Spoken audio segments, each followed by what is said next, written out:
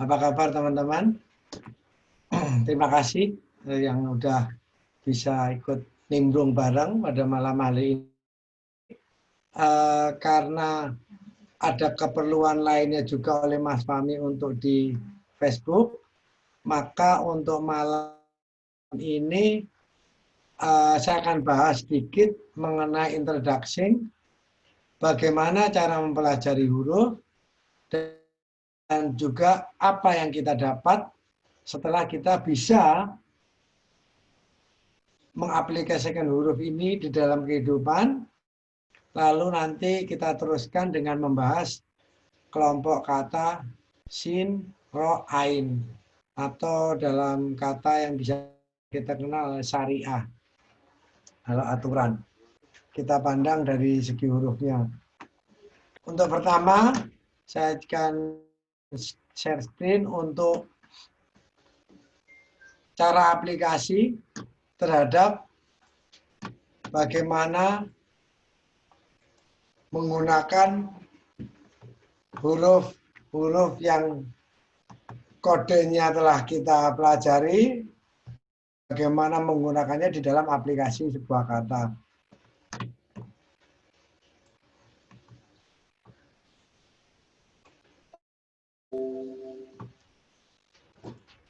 Jadi untuk teman-teman coba berusaha pelajari dulu, hafalkan ya, di APK maupun di buku sama saja. Jadi reading fast, setelah itu baru pelajari secara perlahan-lahan. Tiap huruf itu apa, paling enggak ada beberapa hal yang sudah masuk ke kita, ke otak kita. Alif itu apa, ba, paling enggak minimum ada beberapa pengertian dari huruf itu yang masuk ke dalam otak kita. Sehingga begitu nanti kita masuk ke dalam sebuah kata di dalam Al-Quran, otak kita akan bisa sinkronisasi. Jadi inilah perbedaan atau yang membedakan antara keilmuan dan kecerdasan. Pada saat kita membaca buku, menghafalkan makna huruf, itu adalah keilmuan. Tetapi pada saat kita membaca sebuah kata, lalu kita menggunakan makna huruf tadi untuk melihat isi dari kata tersebut, itulah kecerdasan. Jadi di sini dituntut kedua-duanya. Kita nggak bisa cerdas, nggak bisa menggunakan keilmuan kalau kita belum hafal hurufnya. Jadi kecerdasan adalah kepandaian seseorang untuk menggunakan ilmu yang dia miliki. Jadi begitu kita menemukan kata yang ingin kita bongkar, kata tersebut kita catat di kertas atau di komputer atau apa. Saya kasih contoh, saya biasanya gunakan semacam ini, sehingga setiap huruf bisa kita maknai, kita tulis.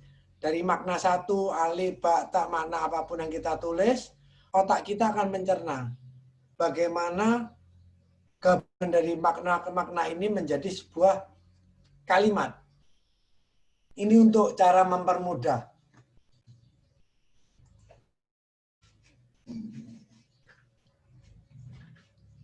Dan pengetahuan huruf ini hanya untuk kata-kata yang ada di dalam Al-Quran. Ini statement, ini asumsi yang harus kita pahami. Jadi pelajaran huruf ini hanya untuk kata-kata yang ada di dalam Al-Quran, tidak untuk semua bahasa Arab. Jadi bisa dibedakan. Jadi dengan cara seperti ini akan memaksa kita juga untuk lebih rajin lagi membuka Al-Quran. Saya biasanya memakai mushaf Madinah, nggak tahu saya lebih bisa membaca ini. Tapi teman-teman kalau memang mau membuka mushaf lainnya silakan. Tetapi menurut pengalaman saya, mushaf Madinah ini harokatnya jauh lebih lengkap. Saya sudah coba beberapa kata karena di mushaf lainnya itu harokat ada yang kurang, sehingga pada waktu pemaknaan keluar itu ada ketidaksempurnaan. Tetapi dengan mushaf Madinah, harokat ini lengkap sekali, sehingga kalau kita nanti untuk tingkat lanjutan, harokat-harokat itu membantu, hasil pengkodean itu akan sangat membantu karena kelengkapan harokat. Dan di sini misalkan kita dapat contoh satu kata yang sering kita dengar, kata al-ard. Jadi kita cari di dalam Al-Quran. Lalu kita cari akar katanya. Nah, ini juga minim pelajaran tata bahasa Arab yang harus kita kuasai.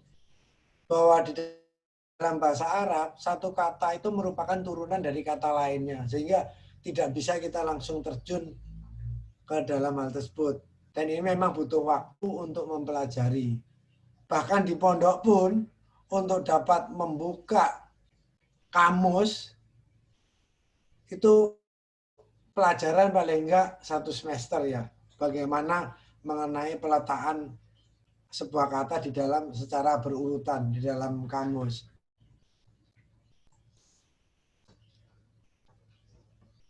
Lalu setelah kita tulis setiap huruf yang kita ingin pelajari,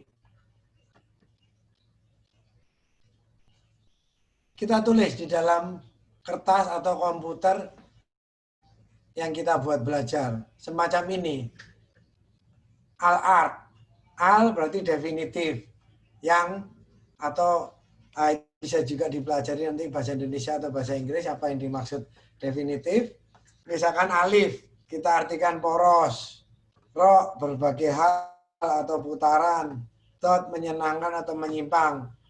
Dari beberapa kata ini, otak kita akan bisa langsung menyimpulkan. Ada terjadi beberapa kalimat. Lalu kalimat-kalimat itu kita olah, jadilah kesimpulan yang bisa kita harapkan.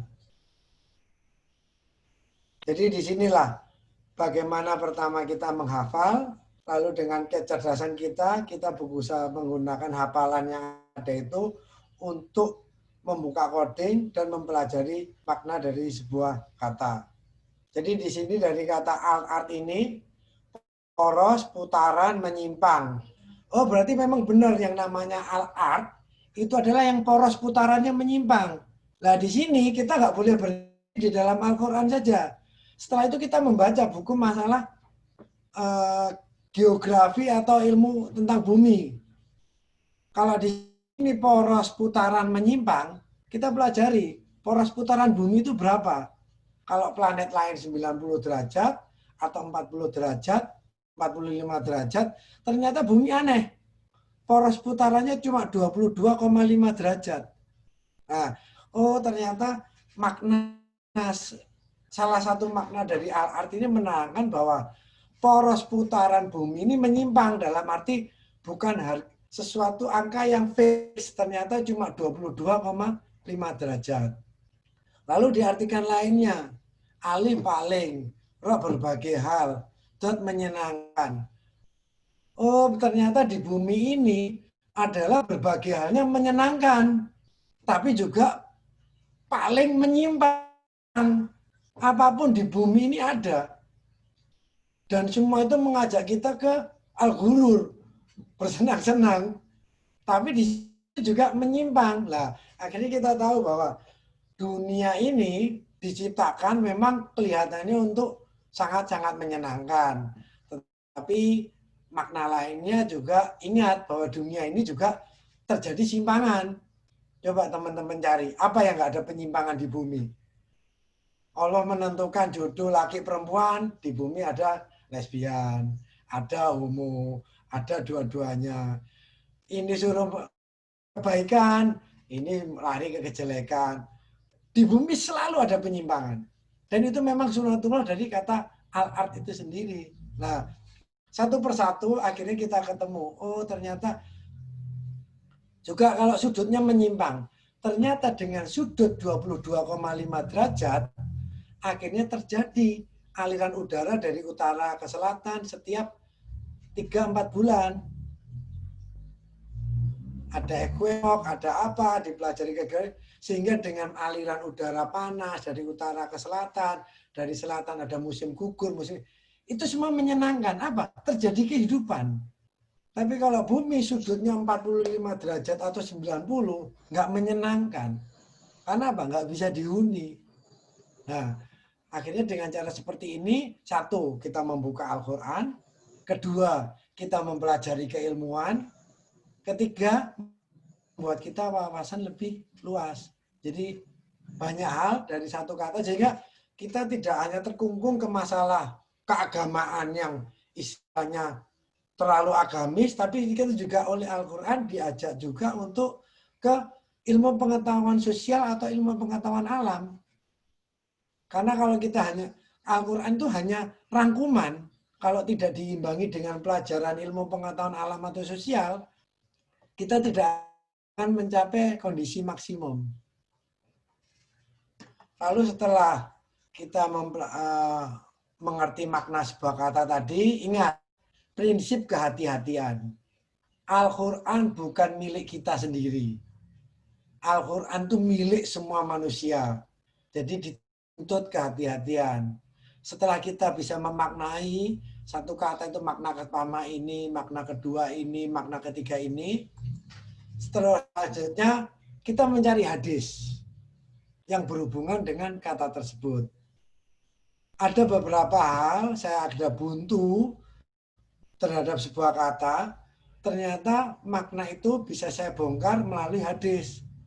Ternyata hadisnya Rasulullah selain membicarakan masalah akidah, akhlak, ternyata di situ juga disimpan beberapa ilmu pengetahuan. Yang anehnya menurut saya, Rasulullah ini tahu kalau nanti umatnya dalam mempelajari huruf ada beberapa hal yang buntu dan Rasulullah mengeluarkan hadis bisa pecah dengan hadis tersebut. Ini nggak tahu, ini hanya perasaan saya, tapi kalau teman-teman sudah semakin dalam mempelajari, akan saya tuntun mana-mana kata yang akhirnya itu nanti bisa terbongkar dengan bantuan hadis. Jadi bayangkan, biasanya sebuah bahasa untuk pengetahuan itu bahasa yang lugas. Tetapi di dalam Al-Quran, dalam bahasa Arab, ilmu pengetahuan itu bisa dibungkus dengan bahasa sastra. Ini yang luar biasa, yang tidak ada di bahasa lain. Nah ini tadi, hadis berhubungan dengan art. Ketahuilah kalau sesungguhnya hidup ini adalah permainan. Sesuatu yang melalaikan, bermegah-megahan. Tetapi kesenangan menipu. Oh, berarti yang kata artikan tadi dari kata art. Oh, tidak penyimpangan. Kita simpan di dalam database. Satu kata sudah ketemu. Nanti suatu ketika ada ide lagi, kata itu dibuka, diperbaiki lagi, tambah makna. Yang tadinya cuma satu makna, dua makna, tiga makna, lama-lama akan menjadi 5, 6, 10 makna tergantung dari kecerdasan kita dan takdir rezeki kita ya dalam membuka. Terus hal lain yang harus dipahami.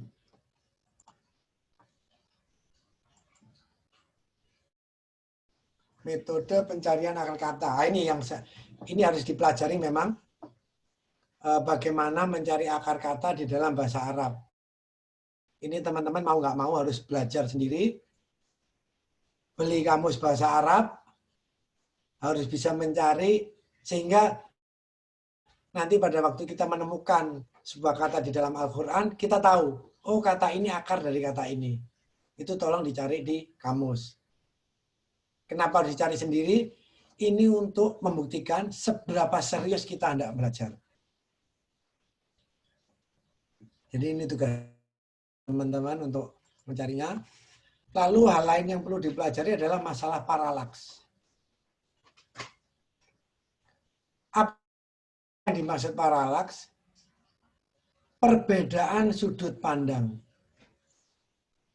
Di mana kita melihat satu objek yang sama, tetapi dari sudut yang berbeda.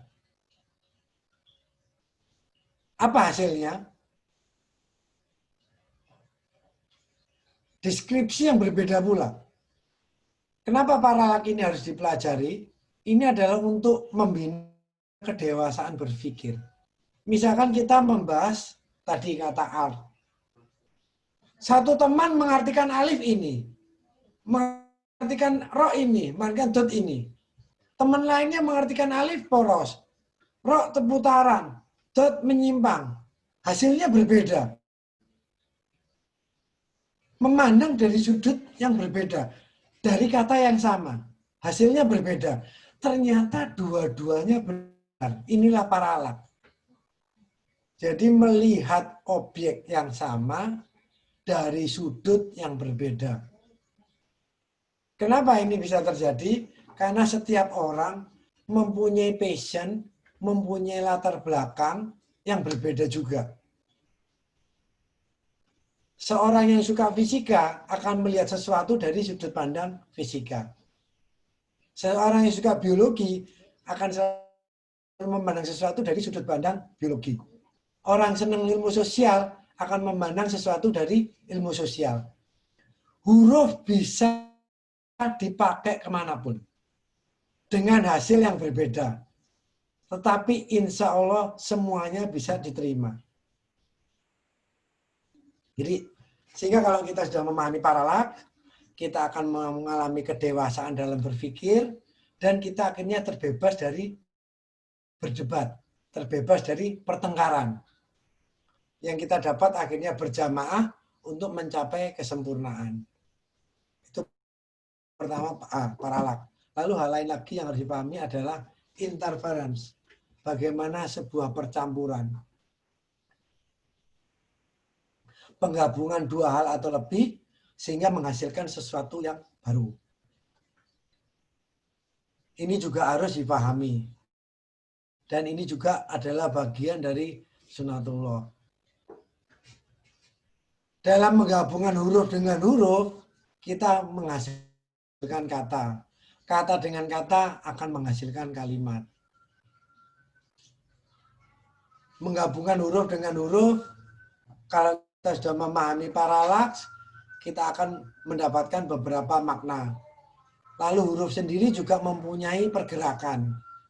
Bagaimana ain dengan fa itu hampir sama dalam hal tinggi, tetapi kalau ain itu adalah tinggi diukur dari permukaan, kalau fa tinggi adalah subjek. Nah, ini interference yang harus juga diketahui. Juga di dalam alam, interference itu ada dua jenis. Yang satu saling memperkuat, yang satu saling menghilangkan. Sehingga kalau sebuah huruf digabung dengan sebuah huruf lain, ada dua. Dia menjadi sebuah makna yang sangat kuat, atau makna huruf lainnya akan gugur, keluar huruf satu yang sebagai mayoritas, sebagai huruf utamanya. Sehingga kita tidak perlu mengartikan huruf lainnya, kata itu langsung bisa diartikan oleh huruf yang utama tadi. Itu juga sering terjadi.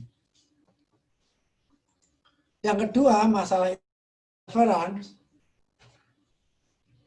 Apa yang hendak kita raih dalam pengertian kata yang kita pelajari? Di dunia ini ada dua mengenai bahan yang dibuat pelajaran untuk masalah interference. Satu masalah substrat, yang satu masalah cahaya. Kalau untuk substrat, jika warna-warna dasar itu digabung, akan menghasilkan warna hitam. Jika kita mempelajari cahaya, jika warna-warna dasar itu digabung, akan menghasilkan warna bening atau putih. Kalau kita nggak memahami ini, huruf yang kita artikan akan terjadi sedikit kekacauan pada saat kita memahami maknanya. Apalagi kalau memaknai huruf itu, apakah ini dipandang dari pengertian duniawi atau dipandang dari sudut pandang akhirat. Ini berbeda. Yang satu bisa menghasilkan warna hitam, yang satu bisa menghasilkan warna putih. Nah, kalau kita nanti sudah memahami ini, sehingga kalau ada perbedaan, loh ini kok hasilnya gini, oh ternyata ini dari sudut pandang untuk duniawi. Oh ini kok hasilnya gini, oh ini itu sudut pandang untuk masalah akhirat. Di situ akhirnya pengetahuan kita luas, dan akhirnya kita bisa tahu apa tuntunan kata tersebut untuk dunia, dan apa tuntunan kata tersebut untuk akhirat kita. Ini sungguh jauh berbeda hasilnya nanti.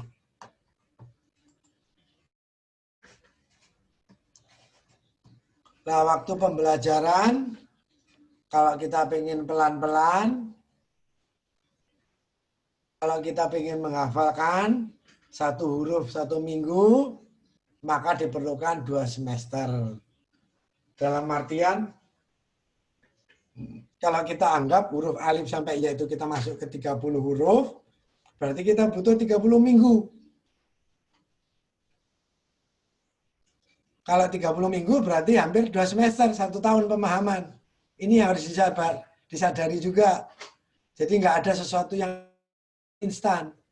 Tapi alhamdulillah ini jauh lebih mudah daripada mencari sendiri. Butuh waktu 15-20 tahun. Tapi kalau teman-teman lebih semangat, kalau bisa 1 minggu 2 huruf, berarti hanya butuh 1 semester. Jadi nggak bisa langsung nanti buka APK, semua Al-Quran makna terbuka. Nggak bisa semacam itu. Pendidikan pelajaran itu ada makomnya. Pendidikan pelajaran itu ada stepnya, ada tingkatannya. Kita mulai dengan kata-kata yang mudah, huruf-huruf, dan juga tergantung passion kita. Jadi itu bagaimana cara mempelajari huruf. Terus kita masuk sesi yang kedua. Apa yang kita dapat kalau kita sudah bisa mempelajari huruf? Ntar saya matikan dulu tadi untuk PowerPoint-nya.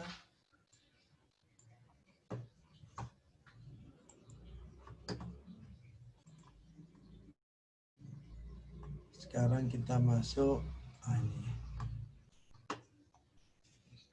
Apa yang tidak kita dapat pada saat kita nanti mempelajari huruf.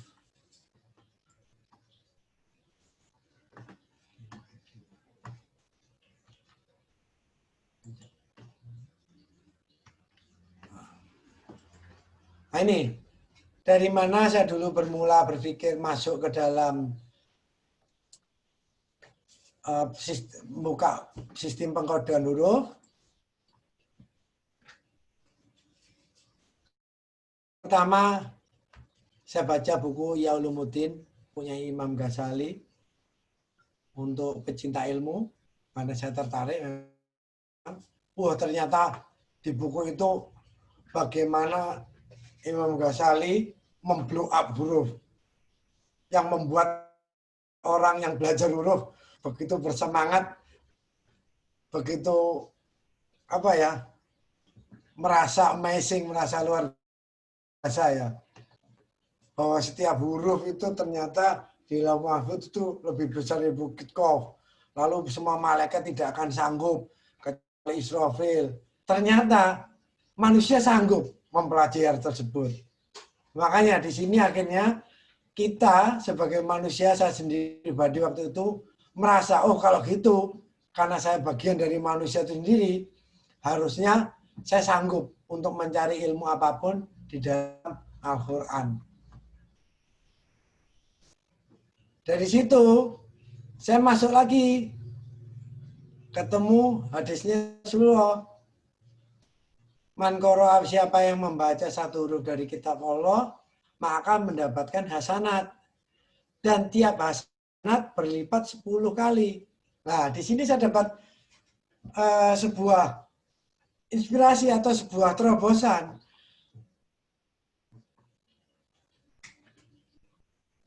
Di dalam sistem huruf hijaiyah, kita ada 30 huruf.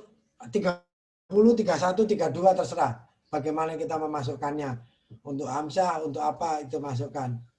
Satu huruf mempunyai satu kode utama.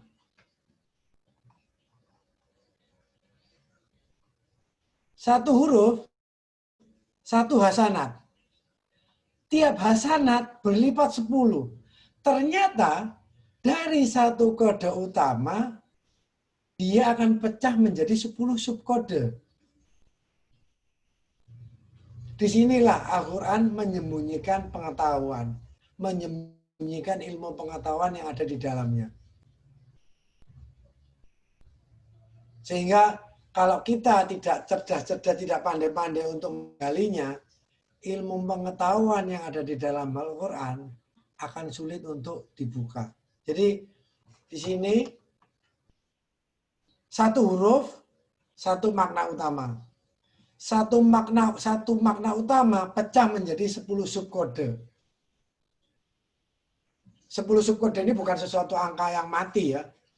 Bisa 11, bisa 12, bisa 13. Tergantung pengetahuan kita.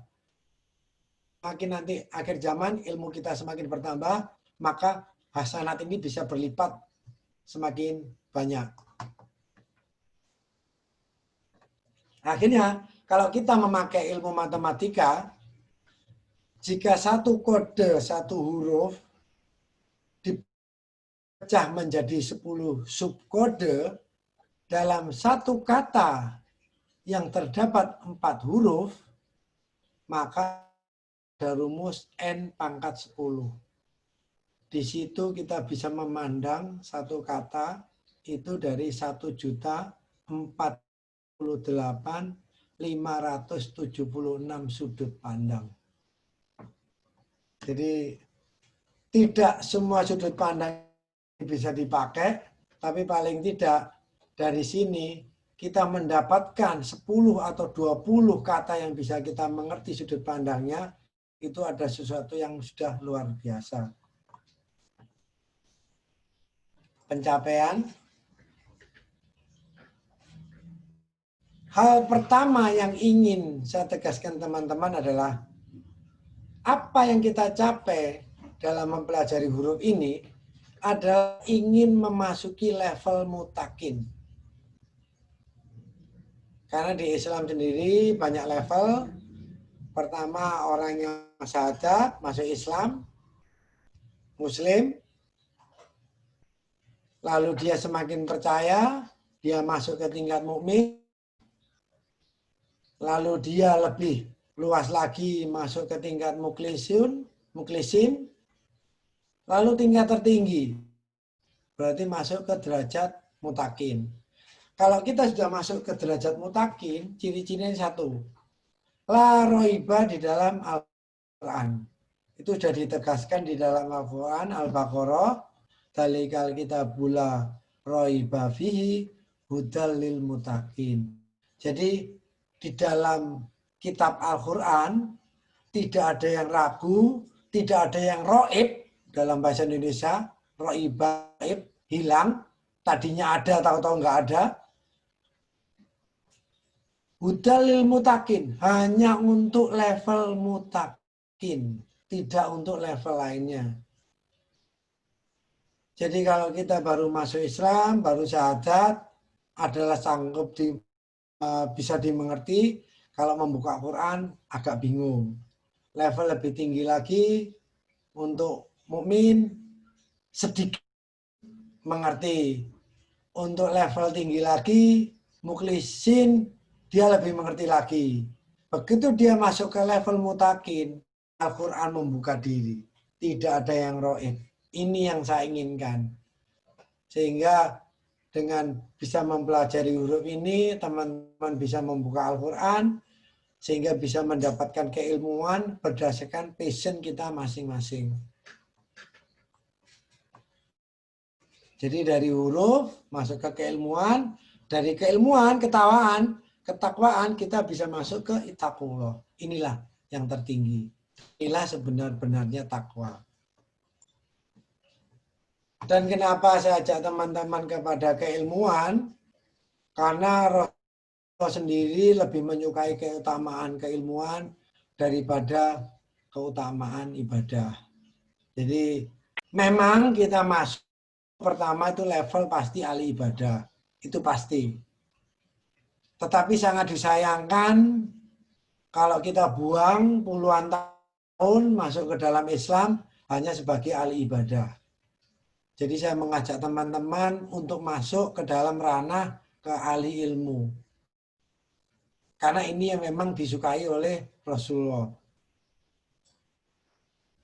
Dan maka ada hadis lagi yang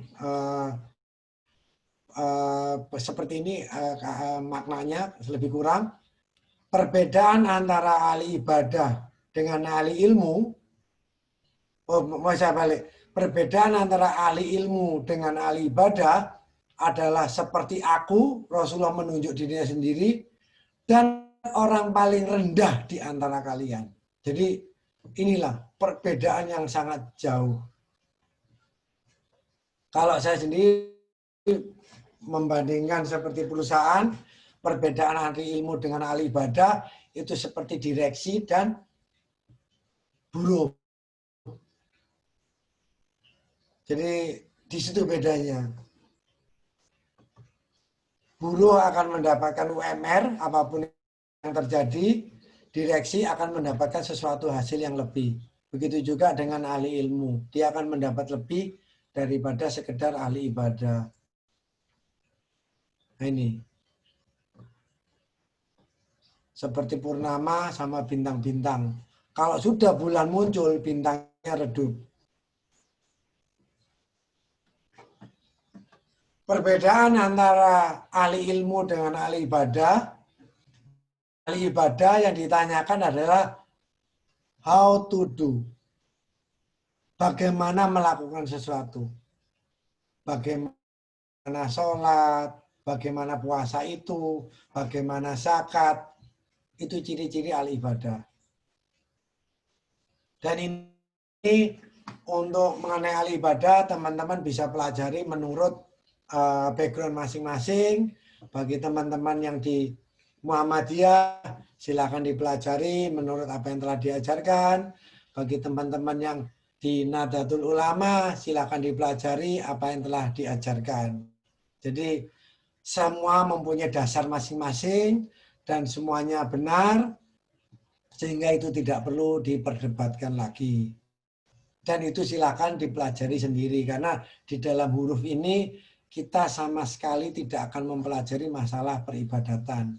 Karena itu semua sudah cukup jelas, tinggal mau melakukan, silakan, nggak melakukan, silakan. Itu kembali kepada pribadi masing-masing.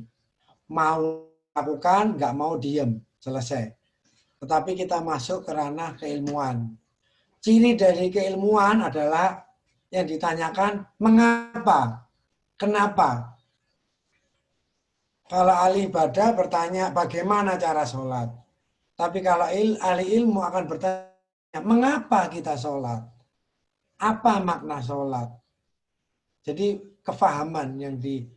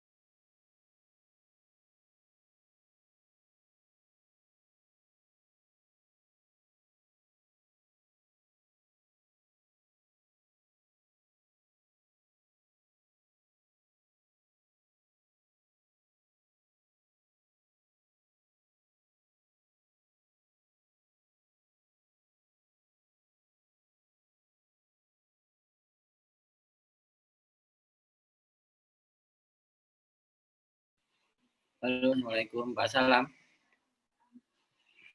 Kok berhenti ya? Atau saya sendiri? Iya. Gimana, Pak? Iya, hilang.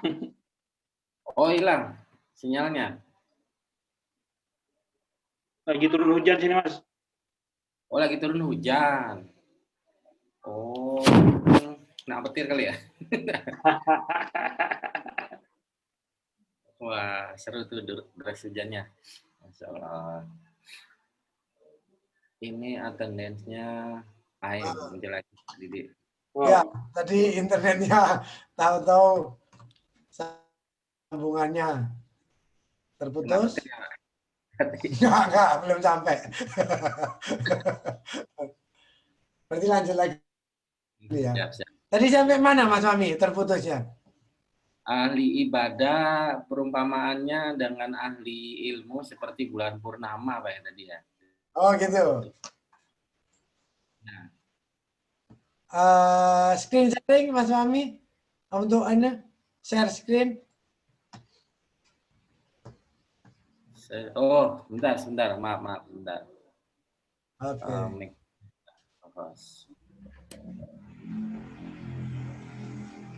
Ya, Ustaz ini udah bisa lanjut teman-teman, kita simak lanjutan lagi.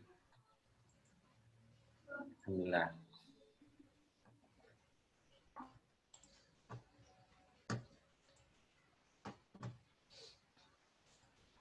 Ini. Jadi tadi terakhir ini ya, kalau nggak salah. Jadi huruf ini mengajak kita untuk masuk kepada ranah keilmuan. Dan itu memang yang disukai oleh Rasulullah. Ini tadi untuk masalah peribadatan, untuk ibadah yang ditanyakan pasti bagaimana melakukan sesuatu. Lalu kalau untuk keilmuan yang ditanyakan adalah mengapa harus melakukan sesuatu. Ini yang perbedaan di situ.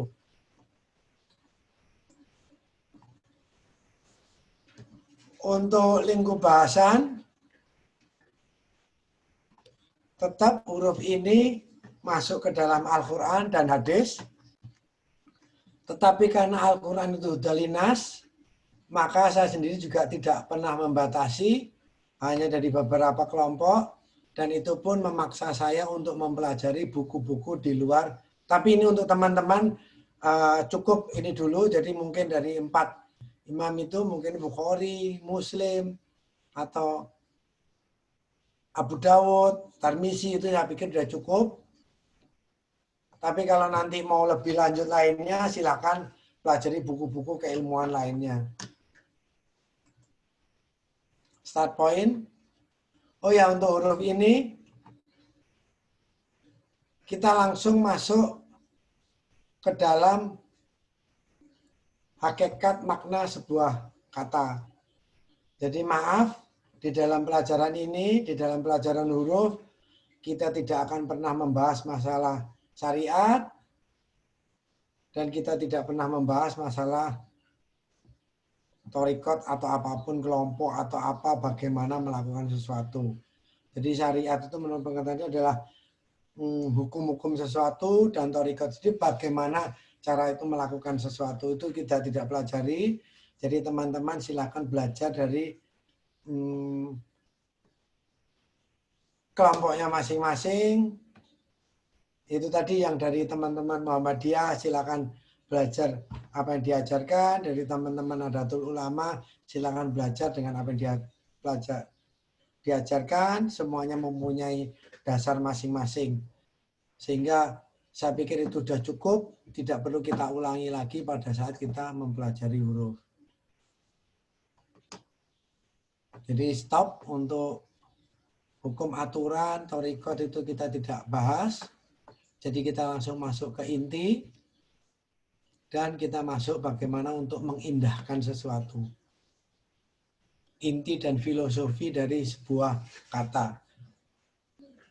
Karena dengan kita tahu inti sebuah kata, filosofi sebuah kata, kita akan sangat mudah juga untuk memahami, lebih mudah memahami masalah syariat, dan lebih bagus lagi bagaimana cara melakukannya. Jadi silakan teman-teman pelajari sendiri untuk syariat dan thariqatnya. Sekarang kita mempelajari inti dan filosofinya. Setelah kita tahu inti filosofi, nanti kita perbaiki bagaimana memahami hukum dan aturan, bagaimana cara melakukan aturan tersebut, sehingga jauh lebih bagus. Terus apa yang akan kita ketahui setelah kita mempelajari huruf? Pertama, Al-Quran tidak ada yang gaib. Isi di dalam Al-Quran semuanya akan jelas. Bahkan yang subhat pun kita akan memahami kenapa itu masuk ke dalam subhat. Hukum-hukum yang jelas akan semakin jelas. Kenapa ini dilarang? kenapa ini diperbolehkan. Sehingga kita bisa manuver lebih cantik lagi di dalam aturan-aturan Allah. Kenapa? Kita menjadi lebih cerdas dalam menjalankan aturan Allah.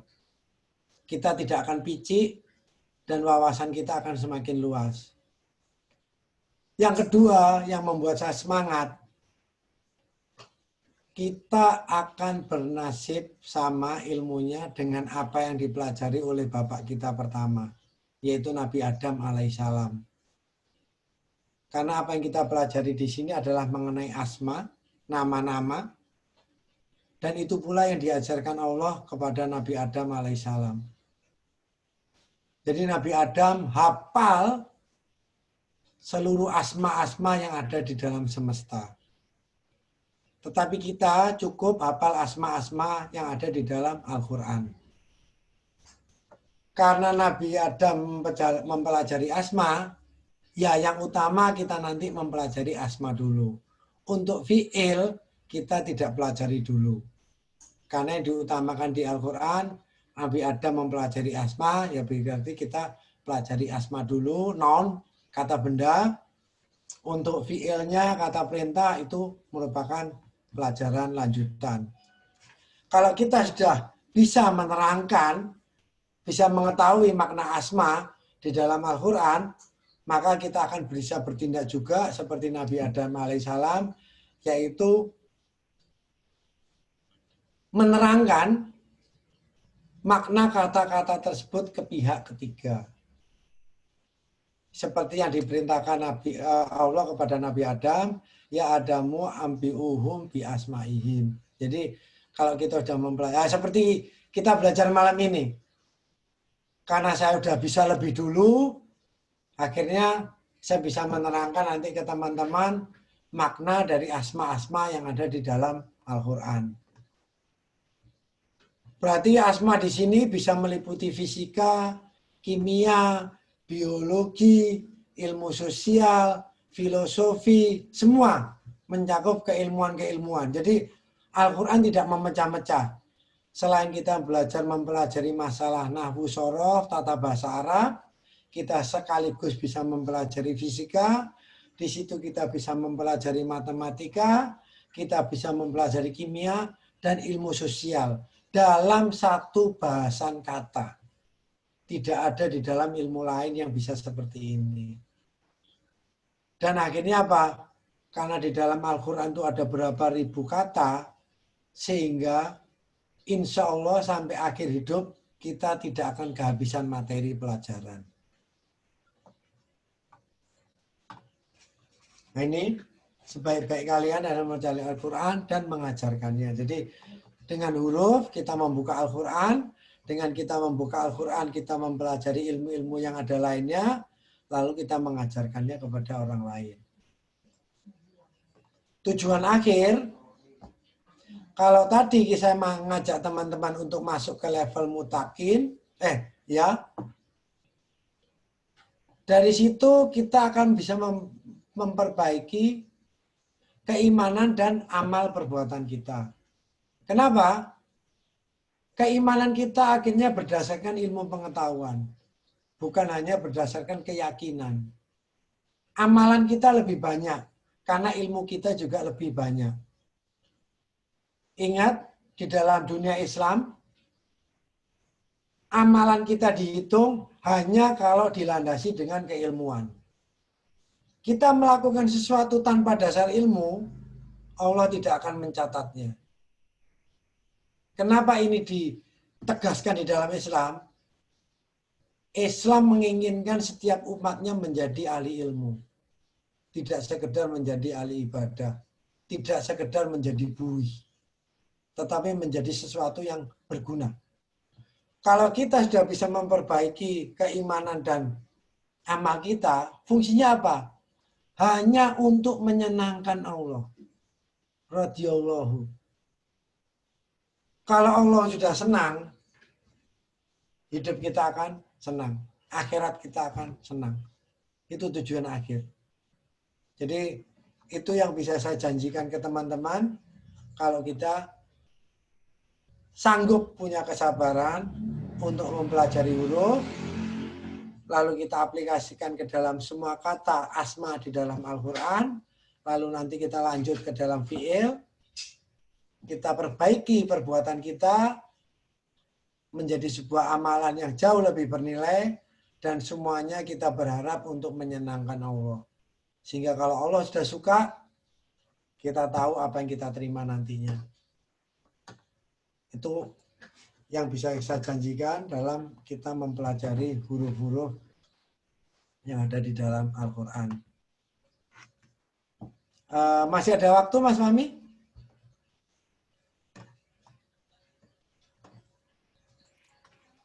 Iya, Pak.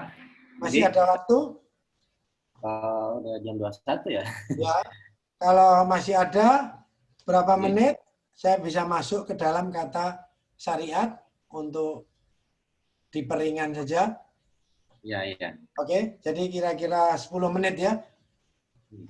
Sekarang untuk teman-teman, tadi sebagai introduction, jadi teman-teman akhirnya tahu kita dari mana mau kemana.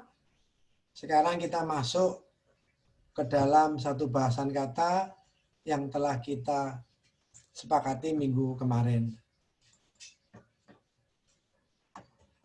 Bentar, saya tak matikan dulu PowerPoint-nya.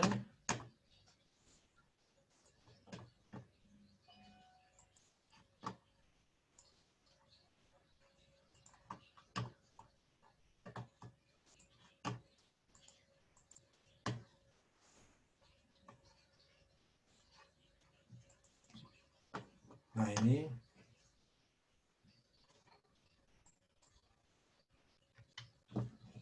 Kita masuk ke kelompok kata shin, ro, ain. Kata yang sering kita dengar dari kelompok huruf ini adalah syariat. Tetapi sebenarnya syariah ini sendiri juga turunan kata dari kata syari, membentuk juga syiar, banyak syair. Itu nanti kita pelajari, tapi kita masuk ke kata syariat dulu. Nah ini bentuk kata di dalam Al-Quran yang menggunakan dalam kelompok kata shin, ro, ain. Ada 5 bentuk. Dan 4 makna yang hampir sama, 1 makna yang berbeda. Yang kita pahami dari syariat, ini ditafsirkan syariat juga di dalam Al-Quran, diartikan juga peraturan. 1 yang diartikan peraturan, 3 diartikan syariat, 1 diartikan permukaan air. Ini yang nggak nyambung. Secara kelompok kata, kalau kita hanya belajar makna dari bahasa Arab. Bayangkan, sebuah peraturan syariat bisa diartikan permukaan air. Kita masuk ke contoh ayat di Al-A'raf 163 mengenai Bani Israel, yaitu mengenai hari Sabat. Suro'an diartikan di permukaan air. Jadi teman-teman yang hanya memaknai syariat itu sebagai peraturan agak sedikit kecewa. Ternyata ada di luar nalar diartikan permukaan air. Dan ternyata kalau kita nanti pelajari hurufnya, ini tidak salah. Karena ini juga masih dicakup oleh makna yang dikandung oleh ketiga huruf yang menyusun kata syuro'an ini sendiri. Asyura 13 diartikan mensyariatkan. Asyura 21 juga diartikan mensyariatkan. Al-Maidah 48 diartikan aturan. Syiratan mufrad berarti mungkin sebuah syariat. Iya, 1 berarti. Syariatin. Ini yang ada di dalam Al-Quran. Sekarang Apa sih yang dimaksud aturan dalam sebuah syariat? Coba kita bedah maknanya. Shin, teman-teman lihat simbol dari huruf Shin di dalam APK yang udah dibuat oleh Mas Fahmi di dalam Android atau bisa juga di buku. 1 jadi 3, 3 jadi banyak adalah masalah percabangan. Berbagai hal, roh, pelaksanaan, ain adalah sesuatu yang penting. Jadi di dalam syariat sebenarnya kita ini mempelajari percabangan dari berbagai hal yang penting. Karena aturan di dalam Islam itu bertingkat-tingkat, hierarki. Disinilah kalau kata syari itu sebagai sesuatu yang berbahaya, sebagai sesuatu min syari dari bahayanya. Kenapa? Orang yang masih dalam taraf belajar syariat, itu taraf yang masih dalam taraf berbahaya. Apa? Bertengkar, saling menyalahkan. Jadi sebenarnya syariat sendiri adalah mempelajari percabangan berbagai yang penting.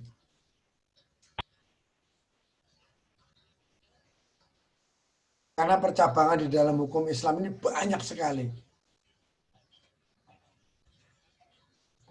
Lalu kalau kita tambah dengan tak marbuto, yang maknanya kuasa diri, berarti yang namanya syariat adalah mempelajari berbagai hal percabangan yang penting yang dikuasakan Allah ke diri kita. Jadi bagaimana kita menguasai cabang-cabang yang ada di dalam dunia Islam. Kalau itu kita bisa menguasai, itulah syariat. Kalau tak marbutannya belum ada, berarti masih ini.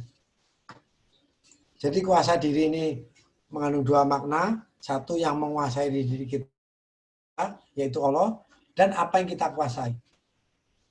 Jadi apa yang diamanatkan oleh Allah ke diri kita, semua itu ada hierarkinya, ada percabangannya dalam aturan-aturan itu.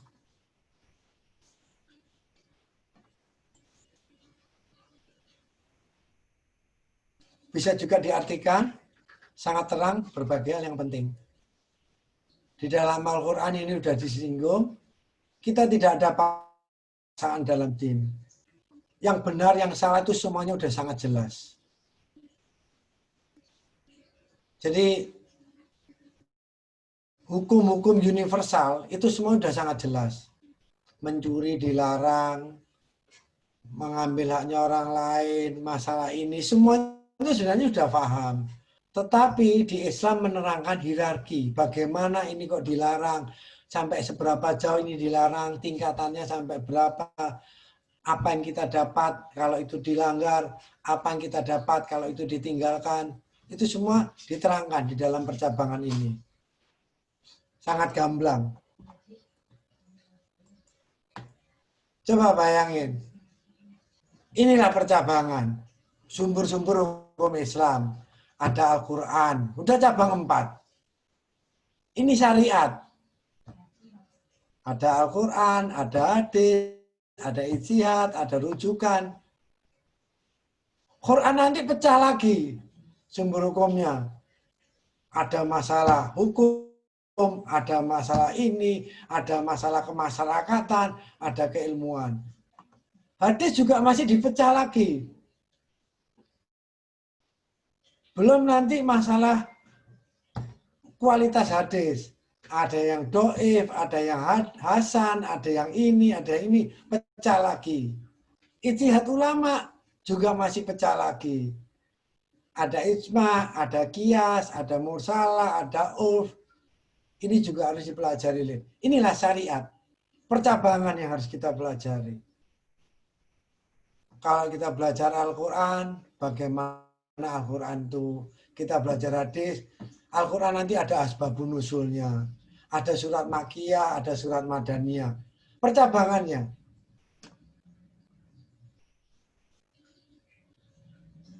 Belum lagi bisa lagi. Syariat Islam ada asas untuk syara, yaitu sesuatu yang wajib. Ada furu syara, pecah lagi. Lalu aturan kita masuk kemana? Apa yang masuk ke asas syara atau ke furu syara atau ghair madha? Inilah syariat. Kita mempelajari percabangan. Jangan sampai tersesat. Nah, kadang-kadang ada beberapa teman, ya ini memang itulah risiko syariat. Syari berbahaya. Baru belajar syariat, itu cirinya satu. Dia berbahaya buat orang lain. Isinya menyalahkan, isinya ngajak bertengkar, isinya mengkafirkan. Itu ciri khas dari level syariat. Bagaimana kita saling menyalahkan orang lain. Tapi begitu, ke thariqat juga ada sedikit berbahaya. Karena ada perbedaan pelaksanaan. Ada yang mau menjamak, ada yang nggak mau. Ada yang masuk kemudahan, ada yang nggak mau. Itu masalah pelaksanaan. Tapi kalau kita sudah masuk ke hakiki, itu sudah bukan halangan. Inti yang harus kita mengerti. Nah di sini, percabangan. Kalau kita udah belajar masalah ini, harus pelan-pelan, jangan sampai bingung, jangan sampai tersesat, dan akhirnya tidak membahayakan orang lain. Makanya di sini harus didampingi oleh guru. Masalahnya apa? Seseorang yang santun, seseorang yang adem, seseorang yang sehingga kalau muridnya ini mulai sin, berapi-api, bisa segera diredam. Rukun Islam pun pecah lagi jadi 5. Ini syariat juga. Syahadat dipecah lagi. Syahadat sebagai keimanan, jaga mulut sebagai amalan. Sholat dipecah lagi. Sholat sebagai ibadah, sholat sebagai amalan untuk tingkah laku. Nanti rukun sholat, syarat sahnya sholat, pecah lagi. Puasa, bagaimana puasa? Ada wajib, ada puasa sunnah. Waktunya bagaimana? Pecah lagi. Inilah syariat. Bagaimana kita mempelajari percabangan. Semuanya ini sebenarnya sudah sangat jelas. Karena tinggal kita tiru apa yang dilakukan Rasulullah, selesai urusan. Tetapi kita harus ingat, kita punya musuh abadi, iblis. Dan dia tidak mau nganggur. Jadi kalau kita mempelajari syariat pun, dia akan berusaha bagaimana caranya sehingga kita tersesat di percabangan, atau kita hanya mempelajari salah satu cabang, melupakan cabang lainnya, sehingga terjadi pertengkaran. Itu harus kita hati-hati. Iblis nggak mau nganggur. Setelah kita tahu makna syariat, jadi kalau kita kembali ke dalam ayat-ayat tadi, peraturan dalam urusan agama, berarti bagaimana suatu syariat itu mempelajari percabangan-percabangan dari suatu agama. Aturan. Jadi kenapa bisa diartikan berbeda-beda? Tidak masalah. Karena semuanya membicarakan masalah yang sama. Hanya perbedaan masalah kosakata.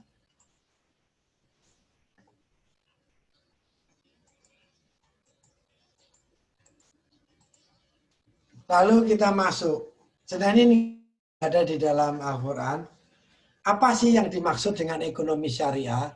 Kalau kita belajar di Wikipedia, ya pokoknya ekonomi yang didasari oleh asas-asas Islam. Jawaban simpel. Tapi asas Islam yang bagaimana? Nggak jelas lagi urusannya.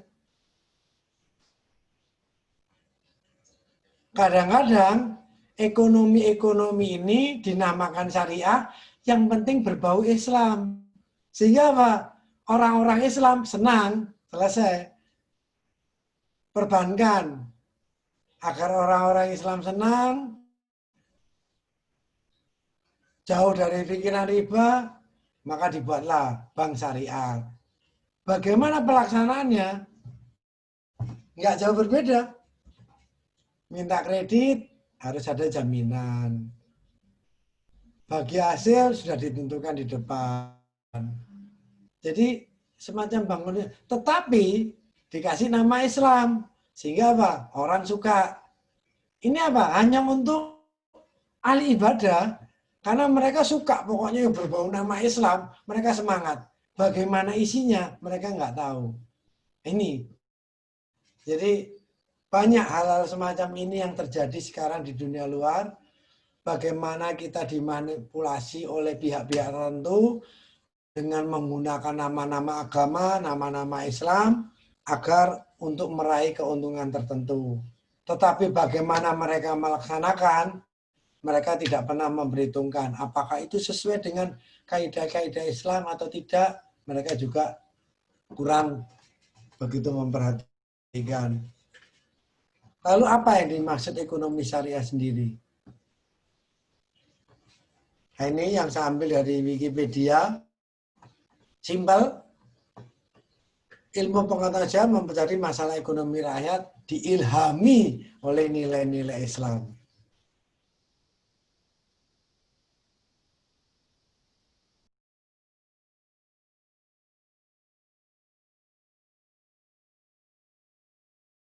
Kapitalisme.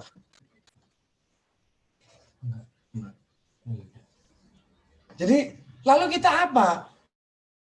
Nah inilah, kita sendiri menerangkannya nggak jelas akhirnya.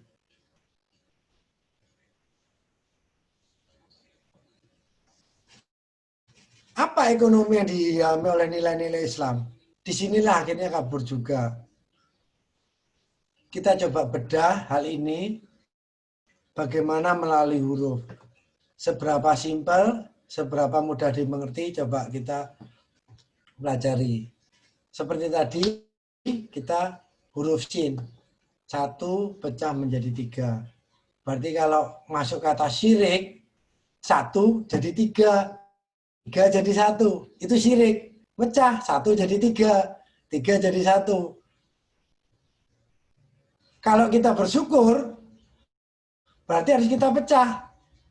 Bersyukur tidak hanya sekedar mengucapkan alhamdulillah, tetapi mau membagi apa yang kita punyai. Itu bersyukur namanya. Walaupun tidak berucap alhamdulillah. Ada juga orang berucap alhamdulillah, tapi tidak mau berbagi. Itu dia tetap aja nggak bersyukur. Mulutnya baik, kelakuannya enggak. Nah ini, kata sin di sistem syariah, 1 jadi 3, dipecah. Jadi sistem ekonomi syariah di dunia Islam adalah sistem berbagi risiko atau keuntungan. Di mana kita melibatkan banyak pihak untuk melaksanakan sebuah urusan. Apa yang terjadi?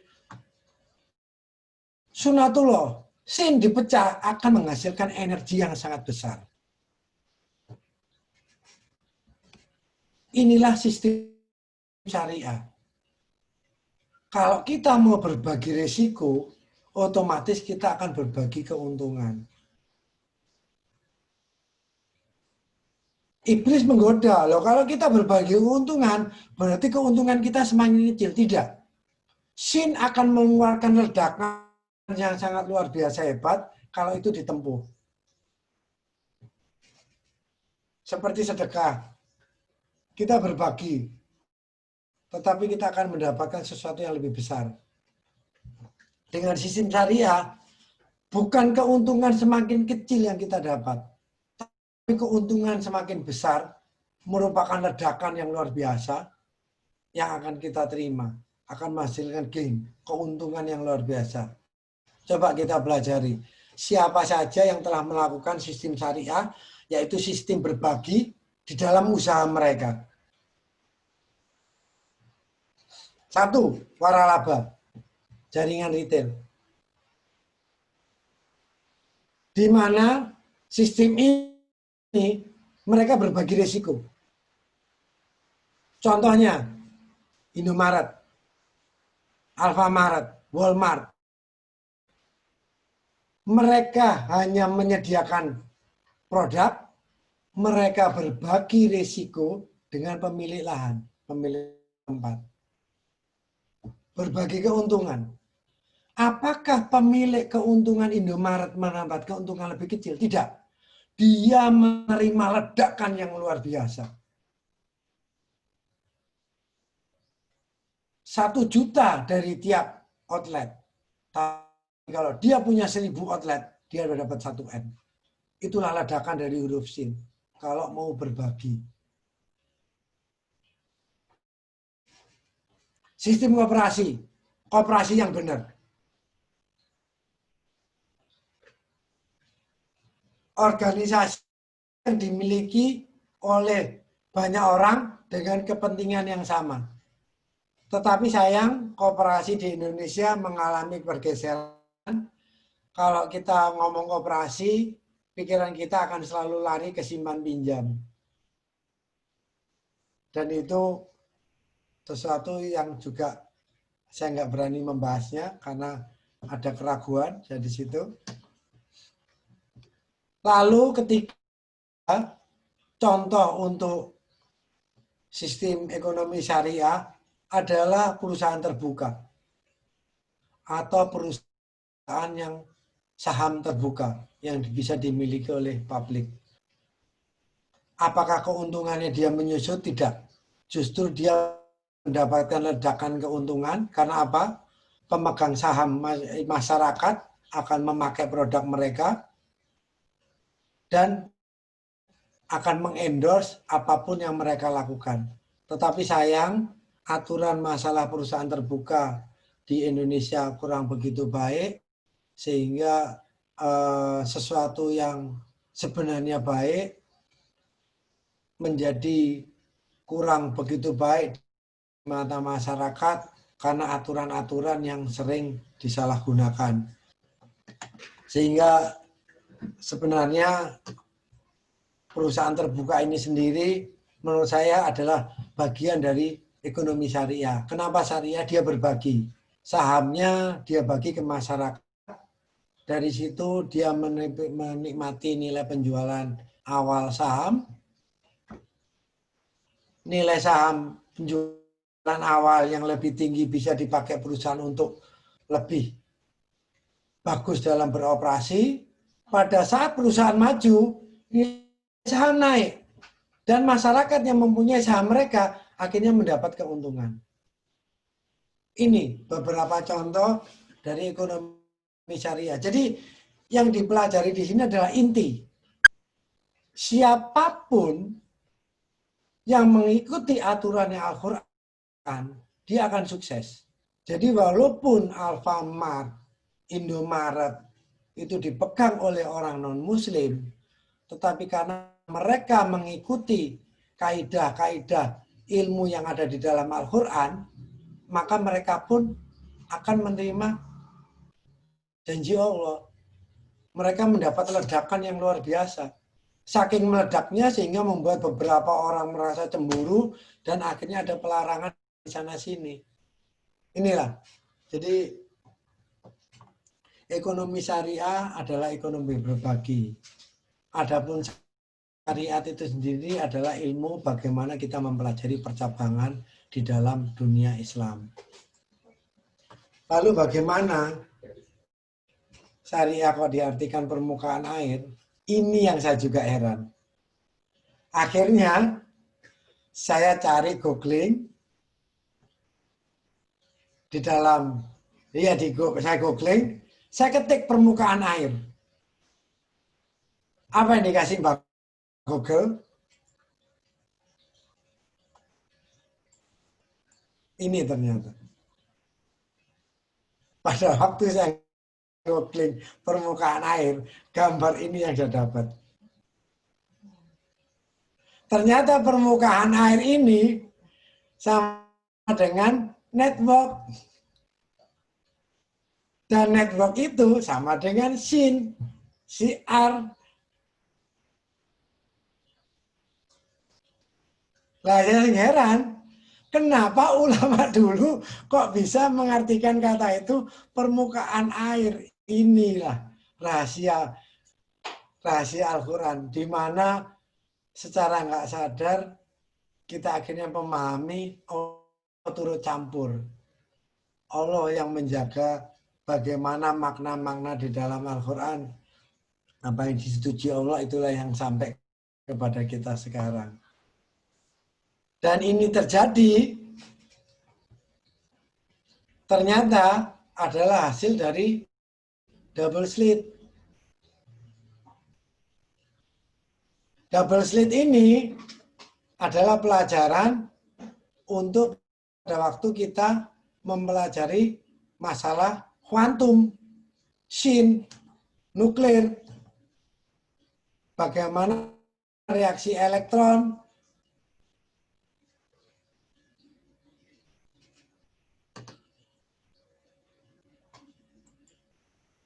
jadi itu teman-teman yang bisa saya bagi untuk melengkapi kata malam ini. Begitu dulu yang bisa saya sampaikan untuk malam ini. Kurang lebihnya saya minta maaf jika ada kesalahan. Billahi taufiq wal hidayah. Wassalamualaikum warahmatullahi wabarakatuh. Saya kembalikan ke Mas Fahmi.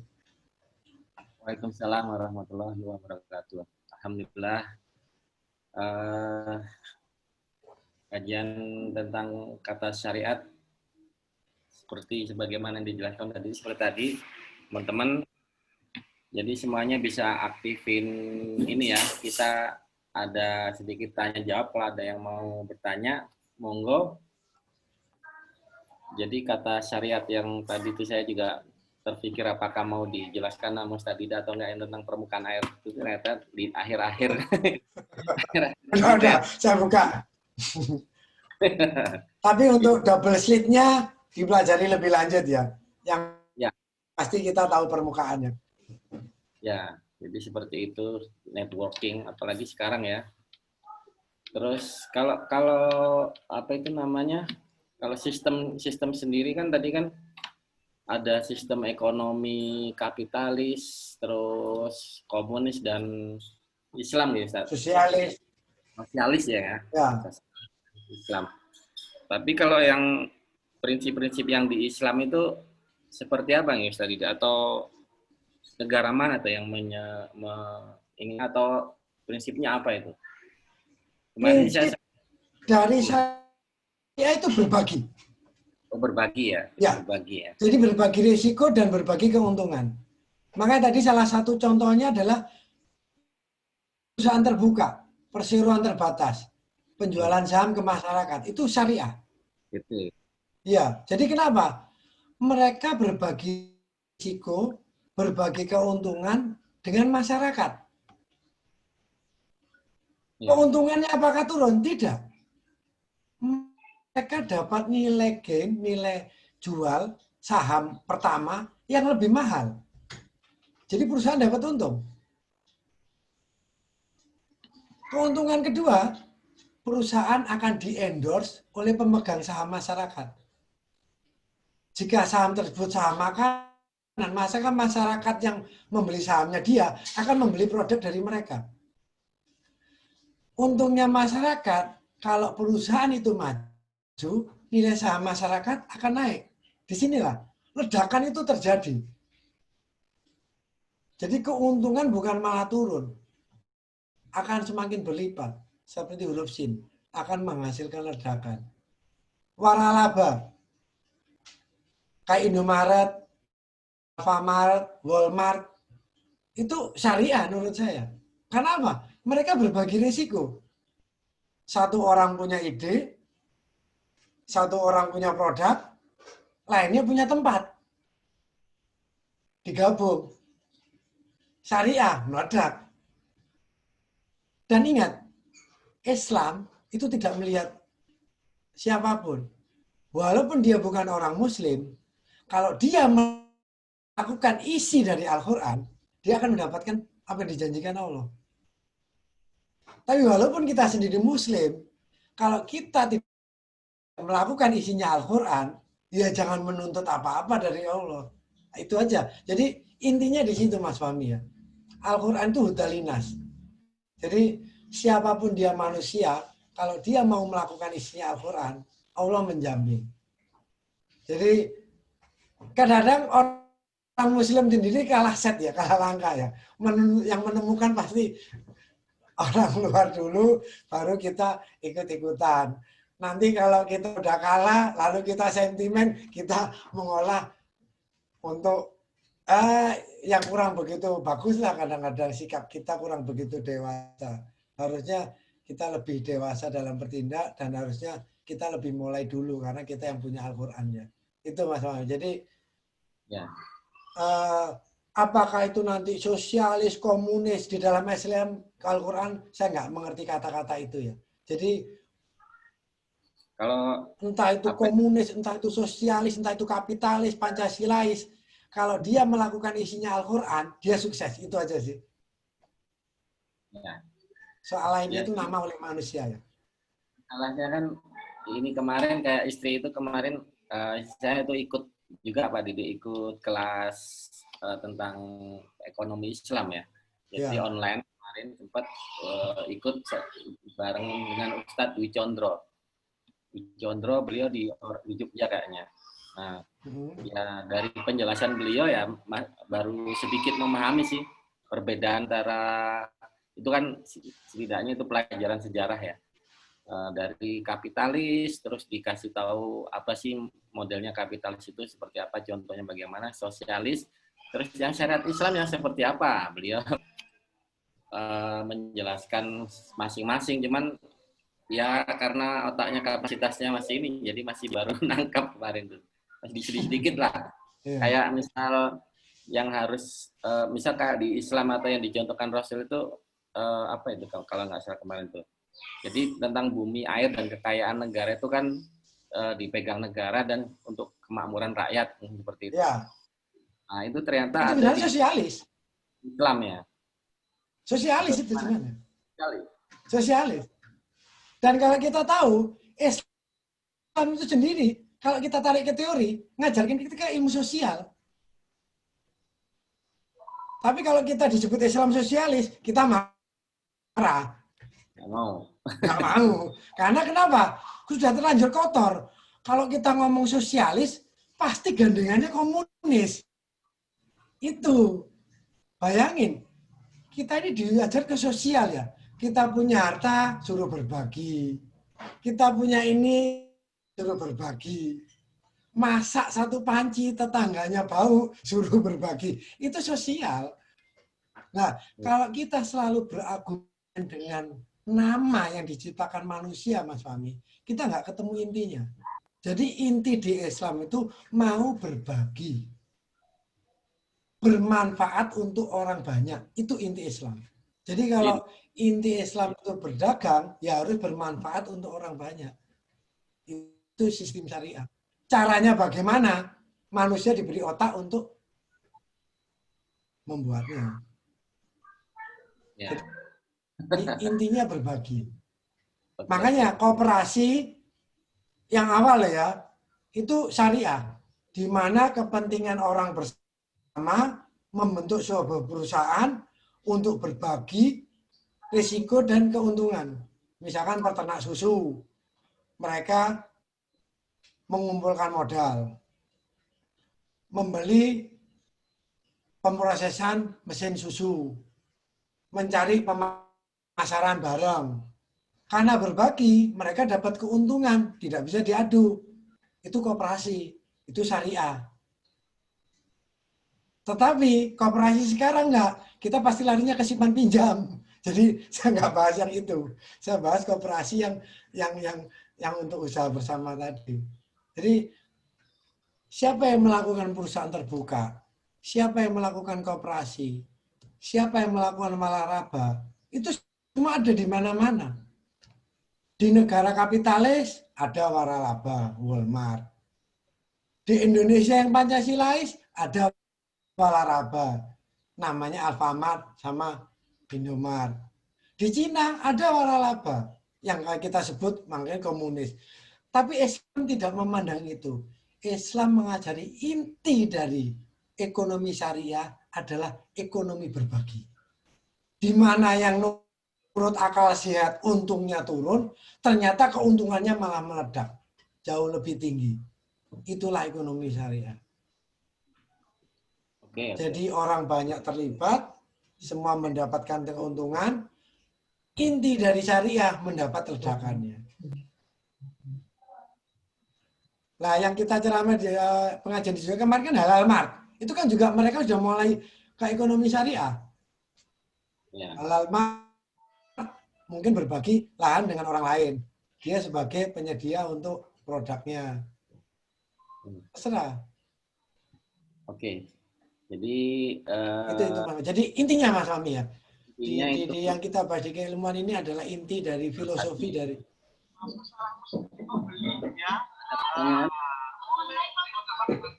sama yang sakit. Tadi Parani bilang dari dia, tidak ada gunanya untuk yang sakit. Tidak menulari orang lain kalau sakit. Tapi yang sehat tidak perlu. apa Mas Fahmi? siapa dia? Oh, tidak perlu. Tadi dari Parani, dari dia, tadi sudah mengatakan begitu. Demi aja ya. Oke. Ada Pak Toto. Ada yang mau Mungkin bertanya? ada teman-teman lain yang tanya, silakan. Ini udah jam 10. Ya, hampir jam 10 udah. Ini Pak Didi, alhamdulillah kita dapat pencerahan yang dari awal tadi tentang kajian huruf, maknanya, aplikasinya, fungsinya, semuanya, tujuannya. Terus sekarang kita belajar di kata syariat tentang berbagi resiko dan berbagi keuntungan. Gitu ya Ustaz? Gini, misalkan Mas Fahmi ya, ada di garment. Ya. Semakin besar. Mas Fahmi nanti bisa bentuk divisi. Divisi bahan baku, divisi pemotongan, divisi perakitan. Semua dengan keuntungan masing-masing. Diatur dengan sistem pembukuan yang bagus. Berbagi resiko. Apakah keuntungan Mas Fahmi turun? Enggak. Justru Mas Fahmi akan mendapatkan kemajuan yang lebih besar. Karena apa? Orang yang pengadaan bahan baku akhirnya menggabung dengan Mas Fahmi. Tetapi bahan yang dipakai Mas Fahmi, Mas Fahmi mengasih keuntungan. Nah, itu melihat level yang kita bisa gunakan. Nanti dari bagian penjahitan, Mas Fahmi udah bingung. Ternyata ada adiknya Mas Fahmi atau orang yang Mas Fahmi percaya. Sudahlah, pokoknya saya mau produk ini jadi. Saya mendapat keuntungan kamu 1.000, 2.000 per piece potong. Per gini. Tolong semua kualitas. Jadi Mas Fahmi apa? Konsentrasi bisa ke hal yang lebih besar. Hal yang lebih kecil Mas Fahmi serahkan ke pihak lain untuk berbagi risiko dan keuntungan. Itu syariah.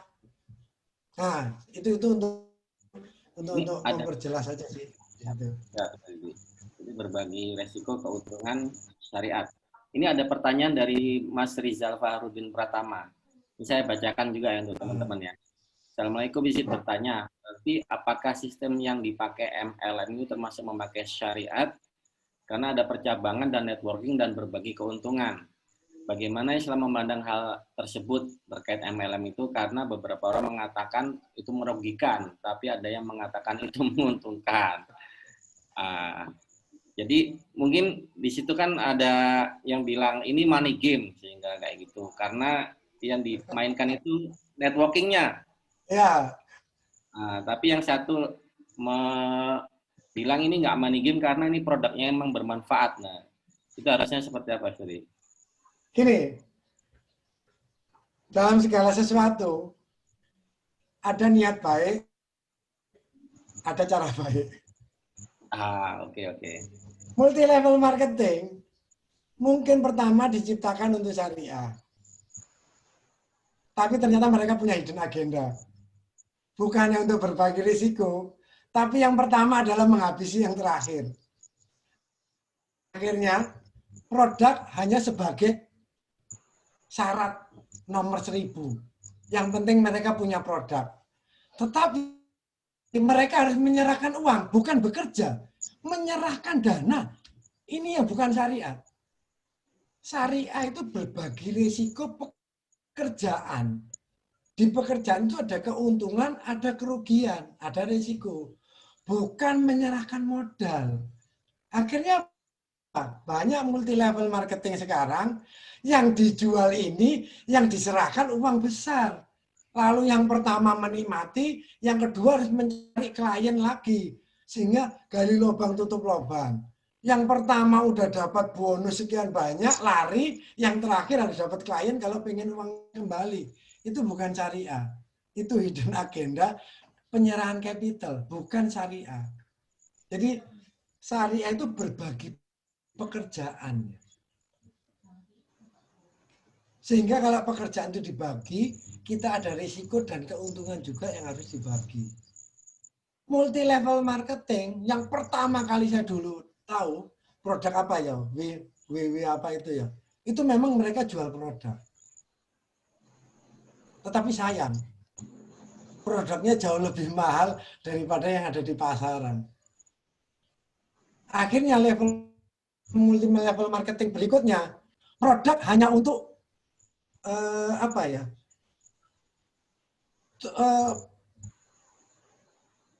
tutupan saja.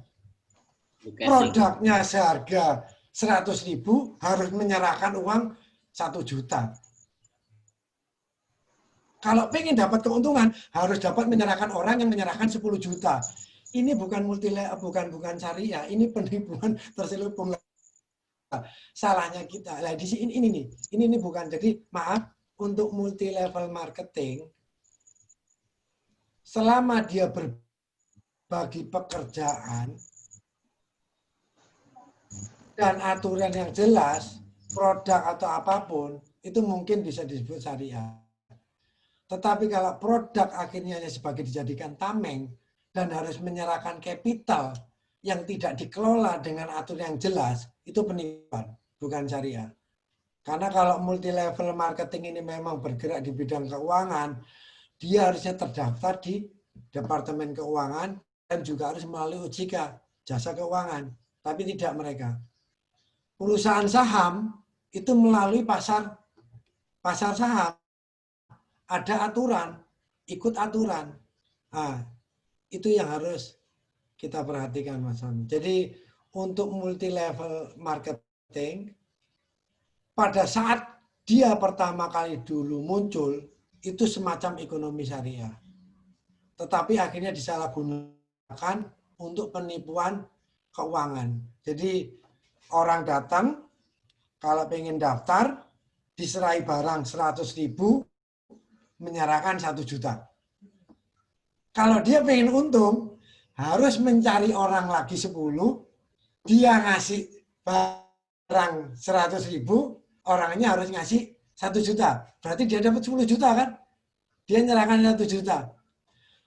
10 juta dia serahkan ke atas. 5 juta misalkan, dia tahan 5 juta. Yang dia dulu keluar uang 1 juta, sekarang dapat 5 juta. Itu bukan dagang, itu riba uang dan penipuan. Karena uang ketemu dengan uang, bukan produk. Jadi di sini juga teman-teman harus hati-hati berbagi yang bagaimana. Berbagi risiko dalam hal pekerjaan dan finance, tapi secara aturan yang jelas. Ada undang-undang. Tapi kalau multi level marketing sekarang, itu hidden agenda adalah penipuan. Sehingga Mas Fahmi, top level yang dari atas kan udah dapat uang banyak, lari mereka. Lalu yang bawah cari 1 juta ini, begitu mereka dapat uang, hilang dah uangnya. Ya. Mungkin ini masih ada satu pertanyaan terakhir, boleh nggak ini tadi? Boleh. Waktunya udah mendekati jam 10, kita tutup dulu ya. Assalamualaikum, dari Bu Nurul Huda. Izin bertanya tentang bunga bank dan bunga pinjaman di koperasi. Bagaimana tentang keduanya dalam syariat Islam? Bunga. Sudah kita dia tentang koperasi ya. Ya, kalau bunga bank, ya. Maaf, jawabannya udah jelas mungkin. Saya nggak perlu mengeluarkan statement. Jadi jawabannya udah jelas. Kalau koperasi, seperti yang bilang Mas Fahmi dulu. Kalau koperasi yang dulu, itu koperasi untuk bekerja. Pedagang susu, berkumpul, untuk bagaimana susu bisa mencapai nilai yang bagus. Pedagang kain, kumpul, koperasi. Tapi kalau koperasi sekarang, kita larinya ke koperasi simpan pinjam. Dan koperasi simpan pinjam, itu sama. Keuntungan itu ditentukan di depan. Sesuatu yang keuntungan ditentukan di depan, ini nggak boleh. Keuntungan berbagi risiko itu setelah dilakukan, pekerjaan dilakukan, lalu audit, keuntungan kerugian berapa, berbagi. Itu syariah. Tapi kalau operasi simpan pinjam atau simpan pinjam lainnya, keuntungan sudah ditentukan di depan. Anda kena 2%, Anda kena 3%. Ini nggak boleh. Berarti mendahului ketentuannya Allah. Itu satu. Yang kedua, yang dimaksud riba itu adalah putaran di dalam. Uang ketemu uang. Riba bukan hanya masalah uang. Beras ketemu beras, itu riba. Kambing ketemu kambing, itu riba. Sapi ketemu sapi, itu riba kalau ada selisih. Penjualan uang, money falas, itu riba. Karena uang ketemu uang. Dengan ada selisih. Mas Fahmi punya beras A, ditukar dengan beras B, ada selisih, itu juga riba. Jadi kita jangan terpatok, riba itu hanya masalah uang. Mas Fahmi punya kambing, ditukar kambing orang lain, lalu ada selisih, itu riba. Putaran di dalam, rok putaran, bak di dalam. Jadi ingat, riba bukan hanya masalah uang. Jadi kalau operasi simpan pinjam, kalau dia uang ketemu uang dengan ada selisih, itu nggak boleh. Tetapi kita hidup bermasyarakat. Di sini harus ada kebijaksanaan. Dan seperti hadis Rasulullah, nanti suatu zaman, walaupun orang itu nggak riba, tapi dia kena asapnya. Itu resiko. Jadi saya sendiri mengambil kebijaksanaan, karena riba itu yang dilarang untuk dimakan, jadi istri saya sendiri ikut PKK. Dan di PKK harus ada tabungan. Tabungan dibuat simpan pinjam. Tapi kalau gitu kita larang, kita juga salah. Karena ternyata PKK sendiri bisa membantu beberapa orang yang kesulitan. Tetapi saya bilang ke istri saya, tolong kembalikan pokok.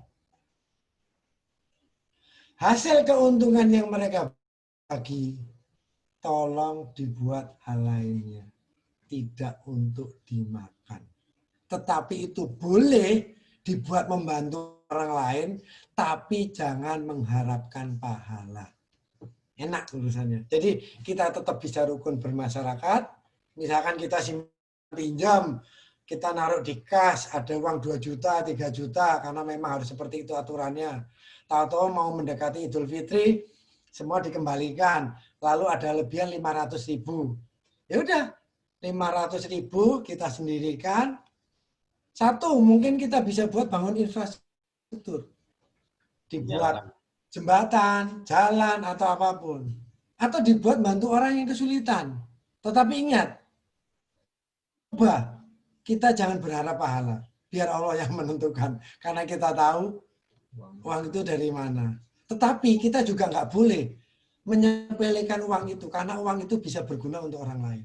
Itu jawaban saya. Jadi untuk ibu ini, kalau bunga bank, jawabannya udah jelas semuanya. Saya nggak perlu mengeluarkan statement Bu Nurul. Lalu untuk bunga pinjaman di koperasi, kalau memang koperasi itu semacam PKK yang kita mau nggak mau harus ikut, ya kita dituntut untuk lebih dewasa. Silakan berpartisipasi. Karena itu pun juga PKK bermanfaat untuk masyarakat. Tapi uang hasil dari PKK dan koperasi simpan pinjam jangan dimakan di rumah. silakan dibuat membantu orang lain atau dibuat membangun sesuatu yang tidak masuk ke tubuh. Itu. Tetapi itu bukan ekonomi syariah. Gitu jawabannya Bu Nurul. Semoga bisa memuaskan. Nah, ini Pak Toto, asuransi juga nggak boleh karena sudah ditentukan penghasilan sepersekian. Asuransi, kalau saya lihat asuransi di Indonesia, saya agak ragu. Tetapi kalau saya lihat asuransi teman-teman bule yang di luar negeri, saya setuju. Karena ekonomi asuransi, ini asuransi yang dimaksud asuransi kesehatan, asuransi jari tua, asuransi ini. Kalau saya lihat yang di luar negeri pengelolaannya bagus, tinggal mereka apakah itu disalurkan ke perbankan atau dibuat project. Nah, ini yang aturannya harus jelas. Tapi kalau asuransi kesehatan yang saya lihat teman-teman dari bule-bule itu, saya tertarik dengan asuransi mereka. Karena itu benar-benar bukan riba, dan mereka dijanjikan jaminan kesehatan yang benar-benar premium bagus ya. Jadi mereka tidak mengharapkan pengembalian uang, mereka tidak mengharapkan pengembalian lebih, tetapi mereka sampai hari tua kesehatan mereka dijamin. Dan saya tahu komitmen mereka itu luar biasa. Ada teman kecelakaan di Indonesia, dia terpaksa harus face off. Di Indonesia yang penting bisa hidup, pesawat datang langsung ke Singapura, Singapura operasi. Sehingga apa? Itu nyata sekali. Tetapi premi mereka juga jauh dari premi kita, sehingga cukup harus dimaklumi.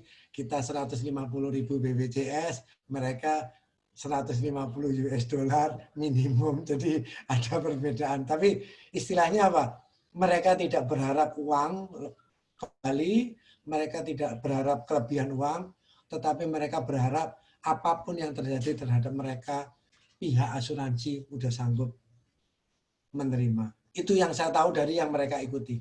Jadi setiap bulan mereka mengeluarkan dana sosial kembali ke negaranya untuk mereka hidup hari tua. Lalu sebagian lagi mereka keluarkan dana sosial untuk asuransi. Dimanapun di muka bumi ini mereka kecelakaan, pihak asuransi akan mengcover hal tersebut. Jadi untuk teman-teman juga kalau berteman dengan orang bule juga jangan cemburu. Misalkan kita kecelakaan bareng, tahu-tahu dia dijemput helikopter, kita dijemput 1 jam lagi, belum tahu datang ambulan, itu realitas. Karena perbedaan premi dan perbedaan fasilitas. Jadi kalau kita jatuh di daerah konflik, kita harus melarikan diri menurut hal kita, mereka akan pesawat khusus dari PMI internasional untuk menjemput mereka, itu perbedaan komitmen. Jadi di situ aturan tiap negara berbeda, tetapi untuk asuransi jenis itu saya bilang boleh. Karena itu bukan uang ketemu uang, tapi uang ketemu dengan fasilitas kesehatan atau fasilitas lainnya. Tapi kalau asuransi yang masalah uang, itu saya tetap itu mungkin termasuk riba mungkin. Saya nggak berani ngomong. Lebih baik nanti berdiskusi dengan orang yang menghafal masalah. Karena sekarang juga ada asuransi syariah. Saya juga paham. Nah, itu dulu Pak Toto, monggo. Untuk Bu Nurul, alhamdulillah juga. Terima kasih kalau memang ilmu saya bisa berguna untuk Ibu. Alhamdulillah. Karena semuanya dari Allah. Kalau Ibu bisa mendapat kepuasan, saya bersyukur sekali. Nggak tahu ini Bu Nurul atau apa?